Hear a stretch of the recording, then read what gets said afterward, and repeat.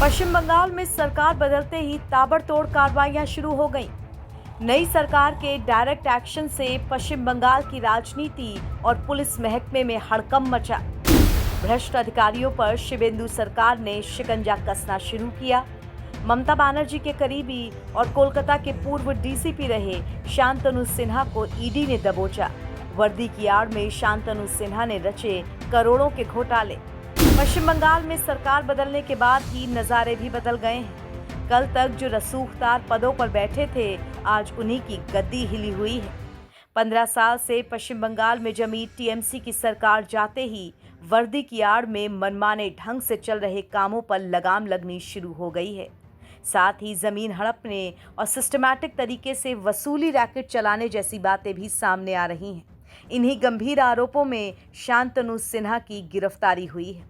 शांतनु सिन्हा पर आरोप है कि वर्दी का सहारा लेकर करोड़ों के घोटाले रचे गए, जो अब धीरे धीरे परत दर परत खुलकर सामने आ रहे हैं।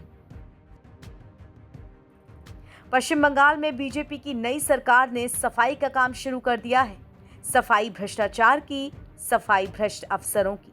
इसी के तहत बड़ी कार्रवाई करते हुए ईडी यानी प्रवर्तन निर्देशालय ने कोलकाता पुलिस के उपायुक्त शांतनु सिन्हा विश्वास को गिरफ्तार किया है। डीसीपी रहे शांतनु सिन्हा पर धोखाधड़ी करना, जबरन वसूली करना जैसे कई मामले पाए गए हैं।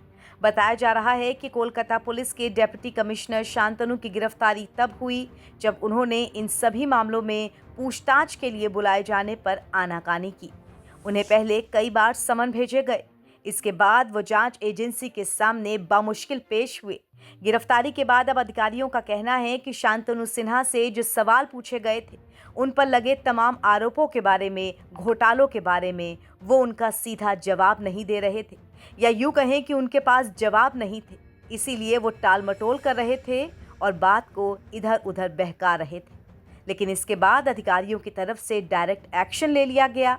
मोटे तौर पर सबूतों को छिपाने, तथ्यों को तोड़ मरोड़ कर बताने और जांच में सहयोग न करने के आरोपों के बाद उन्हें गिरफ्तार किया गया है। शांतनु सिन्हा के नाम पर ईडी की ओर से लुकआउट नोटिस जारी किया गया था। पिछले महीने शांतनु सिन्हा बिस्वास के घर पर उनसे जुड़े कई ठिकानों पर ईडी ने छापेमारी भी की थी, मगर अब जाकर गिरफ्तारी हो पाई है। ईडी ने शांतनु के नाम पर सोना पप्पू केस से जुड़े मनी लॉन्ड्रिंग केस में लुकआउट नोटिस जारी किया था। आशंका जताई जा रही थी कि शांतनु देश छोड़ करके भी भाग सकते हैं, इसीलिए गुपचुप तरीके से ये कार्रवाई तुरंत करी गई। इससे पहले ईडी ने ही टीएमसी के बड़े नेता सुजित बोस को भी गिरफ्तार किया था और अभी टीएमसी के विधायक दिलीप मंडल के आवास पर भी छापेमारी की गई। अब एक कदम आगे बढ़ते हुए कोलकाता के पूर्व डीसीपी शांतनु सिन्हा को गिरफ्तार किया गया है। इस गिरफ्तारी को लेकर यही खबरें छन कर बाहर आ रही हैं कि ये सोना पप्पू से जुड़े मनी लॉन्ड्रिंग केस में की गई है।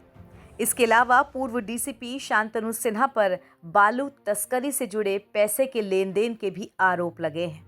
इन्हीं सब बातों के खुलकर सामने आने के बाद एक के बाद एक नई कार्रवाइयां पुलिस की तरफ से की जा रही हैं।